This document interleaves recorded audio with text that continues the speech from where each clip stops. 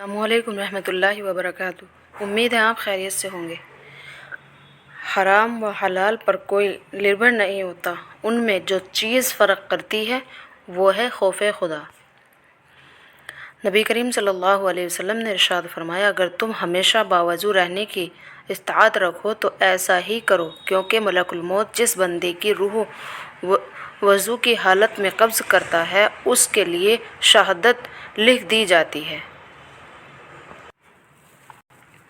دوزخ کی گہرائی۔ رسول اللہ صلی اللہ علیہ وسلم نے ارشاد فرمایا، ایک پتھر کو زمین جہنم کے کنارے سے پھینکا گیا، وہ 70 سال تک اس میں گرتا رہا، اس کی گہرائی تک نہیں پہنچ سکا۔